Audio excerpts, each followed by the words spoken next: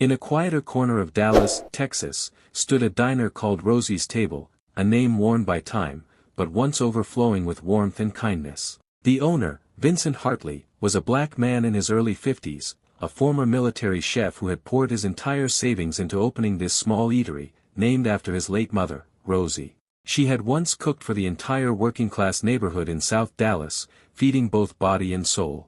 Rosie's Table wasn't just known for its signature spicy barbecue brisket. It was known for its heart. Everyone who walked through the door was treated like family. But lately, something felt off. With his attention split between launching a second location and meeting with new partners, Vincent hadn't set foot in his original diner for weeks. A few anonymous online reviews and some quiet complaints from longtime patrons were enough to raise red flags. So he made a decision none of his employees saw coming. On a hot early summer afternoon, Vincent walked into Rosie's Table disguised as an out-of-work drifter, worn jeans, a faded t-shirt and an old baseball cap pulled low. The familiar smell of smoked meats and sweet cornbread still hung in the air. But the welcome? It was gone. Behind the counter, a young server named Bryce, newly hired, was chewing gum and scrolling through his phone. Lila, the cashier, didn't even bother to look up. "Next," she said flatly, as if just waking from a nap. Vincent ordered grilled chicken with black bean salad, paid in cash, and stepped aside. "Another homeless guy?" Bryce muttered, "Not quietly enough. They've been hiring folks from that support center nearby," Lila replied with a smirk. "All they do is mess things up." Vincent didn't get angry. But something inside him went cold. This wasn't the Rosie's Table he had built. This wasn't what his mother would have stood for, a place that had once been a haven for the hungry and forgotten, where a bowl of hot stew could mean survival. He looked around. An elderly woman struggled to get someone's attention. 2 children sat waiting quietly, ignored. No laughter. No warmth. Rosie wouldn't have recognized this place. Vincent stepped outside, but he didn't leave. Instead, he made his way around the back of the building, to the kitchen door where the staff often took breaks. Through the small window, he could hear laughter. Marcus, the head chef, cracking a joke. Vincent had taken a chance on Marcus years ago, after the man had gotten out of prison. Marcus once said, "Rosie's Table was the first place that didn't care about my past. I think the boss is dead or something." Bryce's voice came from inside. "Haven't seen him in ages." Living off old reputation, Lila chimed in. "This place peaked years ago." There was a pause. Then Marcus spoke, low, steady, and clear. "You all even know why this place exists? I used to sleep under bridges.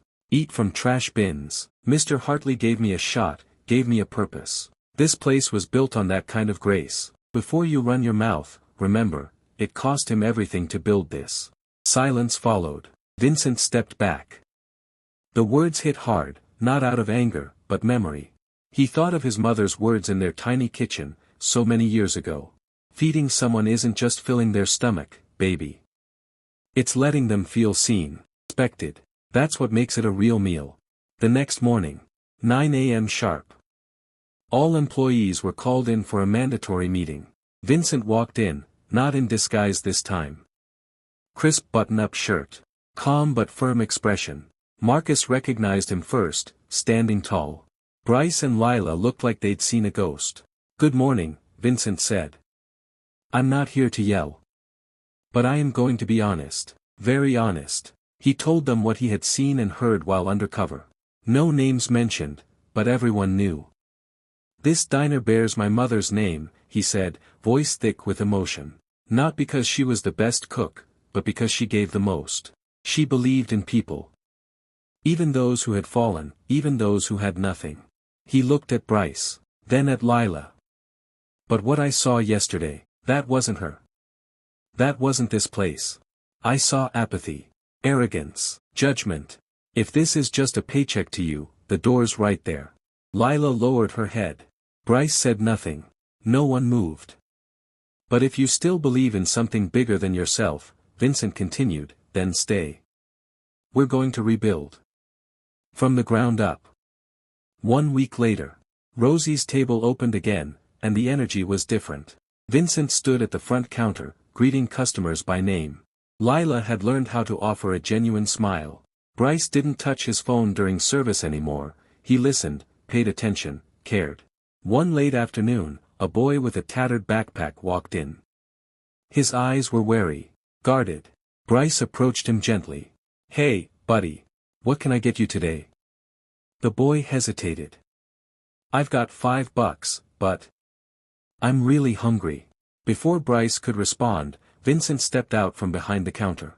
"Take a seat at table 4. Chicken and rice is on me today. Here, everyone deserves a full meal." That was Rosie's table. Not just a diner. A home. And this time, Vincent was never going to look away again.